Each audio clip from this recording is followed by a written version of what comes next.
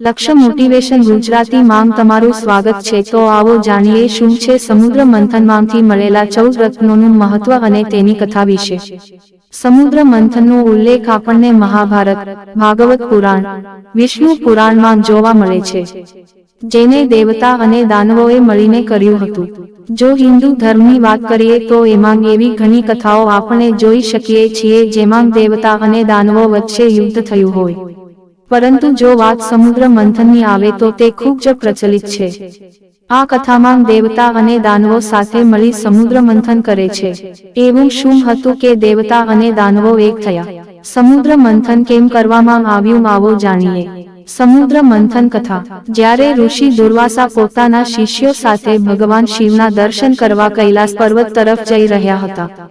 રસ્તામાં તેમને ઇન્દ્ર મળ્યા। ઇન્દ્રએ પણ દુર્વાસા અને તેમને શિષ્યોનો આદર સત્કાર કર્યો, જેનાથી પ્રસન્ન થઈ ઋષિ દુર્વાસાએ ઇન્દ્રને ભગવાન વિષ્ણુનું પારિજાત પુષ્પ આપ્યું। ધન, સંપત્તિ અને ઇન્દ્રાસનના કારણે અભિમાની ઇન્દ્રએ તે પારિજાત પુષ્પ પોતાના પ્રિય હાથી ઐરાવતના મસ્તક પર મૂકી દીધું। તે પુષ્પનો સ્પર્શ થતાં જ હાથી વિષ્ણુ ભગવાનની જેમ તેજસ્વી થઈ ગયો। તેણે ઇન્દ્રની અવગણના કરી અને દિવ્ય પુષ્પને પગ નીચે કચડી વન તરફ જતો રહ્યો। તેમના દ્વારા આપવામાં આવેલ પુષ્પનું આ રીતે અપમાન થતાં ઋષિ અત્યંત ક્રોધિત થયા। તેમણે ઇન્દ્રને શ્રી લક્ષ્મી વગરના થઈ જવાનો શ્રાપ આપ્યો। દુર્વાસા ઋષિના શ્રાપના કારણે લક્ષ્મી તે જ ક્ષણે સ્વર્ગલોકમાંથી અદૃશ્ય થઈ ગયા। લક્ષ્મીજી વગર ઇન્દ્ર અને અન્ય દેવતાઓ નિર્બળ અને શક્તિહીન થઈ ગયા। તેની પાસેથી 3 લોક પણ જતા રહ્યા, તેમનો બધો જ વૈભવ જતો રહ્યો। જ્યારે આ વાતની જાણે દૈત્યોને પડી તો તેમણે સ્વર્ગલોક પર પોતાનું આધિપત્ય સ્થાપિત કરી દીધું। તેનાથી નિરાશ થઈ ઇન્દ્રદેવ, દેવગુરુ બૃહસ્પતિ અને અન્ય દેવતાઓ સાથે બ્રહ્માજી પાસે ગયા। ત્યારે બ્રહ્માજીએ ઇન્દ્રદેવને કહ્યું કે ભગવાન વિષ્ણુના પ્રિય પુષ્પનું અપમાન કરવાના કારણે લક્ષ્મી રિસાઈને તમારી પાસેથી જતા રહ્યા છે। તમે તેને પાછી મેળવવા માંગતા હો તો ભગવાન વિષ્ણુની કૃપા દ્રષ્ટિથી તમે ખોવાયેલ વૈભવ પાછો મેળવી શકશો। બ્રહ્માજીની વાત માની ઇન્દ્ર અને બીજા દેવતાઓ ભગવાન વિષ્ણુ પાસે મદદ માંગવા ગયા। ત્યારે ભગવાન વિષ્ણુ ભગવતી લક્ષ્મી સાથે બિરાજમાન હતા। બધા દેવતાઓએ ભગવાન વિષ્ણુને કહ્યું કે પ્રભુ, તમારા ચરણોમાં કોટી કોટી વંદન છે। તેમને પોતાની વાત રજૂ કરતા ભગવાન વિષ્ણુને કહ્યું કે ઋષિ દુર્વાસાના શ્રાપના કારણે લક્ષ્મીજી અમારાથી રિસાઈ ગયા છે, તેથી દૈત્યોએ અમને પરાજિત કરી સ્વર્ગ પર પોતાનું આધિપત્ય સ્થાપી દીધું છે। તેમની વાત સાંભળી ભગવાને મધુર સ્વરે કહ્યું કે આ સમયે તમારા લોકો માટે સંકટનો સમય છે। દાનવો વધી રહ્યા છે અને તમે લોકો ઘટી રહ્યા છે, પરંતુ સંકટનો સમયગાળો પૂરો થયો નથી। તે મૈત્રીપૂર્ણ રીતે વિતાવવો જોઈએ। તમે રાક્ષસો સાથે મિત્રતા કરો અને દૂધના સમુદ્રનું મંથન કરો અને તેમાંથી અમૃત કાઢીને પીવો। રાક્ષસોની મદદથી આ કાર્ય સરળતાથી થઈ જશે। આ કાર્ય માટે તેમની બધી શરતો સ્વીકારો અને અંતે તમારું કાર્ય પૂર્ણ કરો। ક્ષીર સાગરમાં અનેક દિવ્ય પદાર્થો છે, તેની સાથે સાથે અમૃત પણ છે, જે પીવાથી અમૃત પ્રાપ્ત થાય છે। તે માટે સમુદ્ર મંથન કરવું પડે, જે અત્યંત મુશ્કેલ છે। આ કાર્ય માટે તમે દાનવોની મદદ લો, ત્યારબાદ અમૃત પીને અમર થઈ જાઓ અને તમારામાં રાક્ષસોને મારવાની શક્તિ હશે। ભગવાન વિષ્ણુની વાત માની ઇન્દ્ર દૈત્યના રાજા બલિ પાસે સંધિ કરવા ગયા। બલિ રાજાને ક્ષીરસાગરમાં રહેલા અમૃત વિશે જણાવી તેમને સમુદ્ર મંથન માટે તૈયાર કર્યા। સમુદ્ર મંથન માટે સમુદ્રમાં મંદરાચલ પર્વતને સ્થાપિત કરવામાં આવ્યો, જ્યારે વાસુકી નાગને દોરડું બનાવવામાં આવ્યું। સમુદ્રમાં મંદરાચલ પર્વત ડૂબી ન જાય અને સ્થિર રહે તે માટે ભગવાન વિષ્ણુએ કાચબાનો અવતાર લઈ પોતાની પીઠ પર મંદરાચલને સ્થિર રાખ્યો। ભગવાન વિષ્ણુનો કાચબા સ્વરૂપે આ બીજો અવતાર હતો, જે કૂર્મ અવતાર કહેવાયો। આમ સમુદ્ર મંથન શરૂ થયું। ભગવાન વિષ્ણુના કહ્યા પ્રમાણે દેવતાઓએ નાગના મુખ તરફ રહેવાની જીદ કરી, પણ રાક્ષસોને પણ તેમાં ફાયદો લાગ્યો અને રાક્ષસોએ પણ નાગના મુખ તરફ રહેવાની જીદ કરી। તેથી પ્રથમ રાક્ષસો નાગના મુખ તરફ રહ્યા અને દેવતાઓ નાગની પૂંછ તરફ રહ્યા। સમુદ્ર મંથન કરતી વખતે દેવતાઓએ વાસુકી નાગનો પાછળનો પૂંછડીનો ભાગ પકડ્યો અને દૈત્યોએ મુખનો। અમૃતની પ્રાપ્તિ માટે ખૂબ જ ઉત્સાહ સાથે સમુદ્ર મંથન શરૂ થયું। આ સમુદ્ર મંથન દરમિયાન તેમાંથી પહેલું નાગના મોહમાંથી કાલકૂટ વિષ નીકળ્યું। તે કાલકૂટ વિષ, જે ખૂબ જ ઝેરી હતું, જેથી મુખમાંથી વિષ નીકળતા જ અડધા રાક્ષસ મૃત્યુ પામ્યા. એ વિષ એટલું ભયંકર હતું કે તેની અગ્નિથી 10 દિશાઓ બળવા લાગી. તેના પ્રભાવથી દેવતાઓ અને દાનવો બળવા લાગ્યા. તેમની તેજસ્વીતા ફીકી પડવા લાગી. ભગવાન વિષ્ણુના કહ્યા મુજબ બધાએ મળીને ભગવાન શિવને પ્રાર્થના કરી. તેમની પ્રાર્થના પર શિવ વિષને પોતાની હથેળી પર રાખી પી ગયા, પરંતુ કંઠથી નીચે ઉતરવા ન દીધું. તે કાલકૂટ વિષની અસરથી શિવજીનો કંઠ નીલો પડી ગયો. તેથી મહાદેવ નીલકંઠ કહેવાયા. સમુદ્ર મંથન દરમિયાન બીજું રત્ન કાંગેનું ગાય નીકળી, જે ઋષિઓએ રાખી. ગાયને હિન્દુ ધર્મમાં પવિત્ર માનવામાં આવે છે. મનુષ્ય જાતિ માટે ગાય મહત્વનું પ્રાણી છે. તે સમયમાં ગાયને ધેનુ કહેતા હતા. ફરી સમુદ્ર મંથન શરૂ કર્યું. ત્રીજા રત્ન રૂપે ઉચ્ચૈ શ્રવા ઘોડો નીકળ્યો. આ ઘોડો સફેદ રંગનો અને ઉડતો હતો. આ ઘોડો ઇન્દ્રએ રાખ્યો. તેનું પોષણ અમૃતથી થતું હતું. આ ઘોડાને અશ્વનો રાજા માનવામાં આવે છે. ઉચ્ચૈ શ્રવાના ઘણા અર્થ છે, જેમ કે જેનો પથ ઊંચો હોય, જેના કાન ઊંચા હોય. ચોથું મહત્વનું રત્ન હતું ઐરાવત. હાથી નીકળ્યો. ઐરાવત સફેદ હાથીનો રાજા હતો. તેના નામનો અર્થ આ પ્રમાણ છે: એરા એટલે જળ અને ઈરાવત એટલે સમુદ્ર, એટલે સમુદ્રમાંથી ઉત્પન્ન થતો હાથી એટલે ઐરાવત. આ હાથી પણ ઇન્દ્રને આપવામાં આવ્યો. 4 દાંત વાળો સફેદ હાથી મળવો હવે મુશ્કેલ છે. મહાભારતના ભીષ્મ પર્વના 8મા અધ્યાયમાં ભારતવર્ષમાં ઉત્તરના ભૂભાગને ઉત્તર કુરુને બદલે ઐરાવત કહેવામાં આવ્યો છે.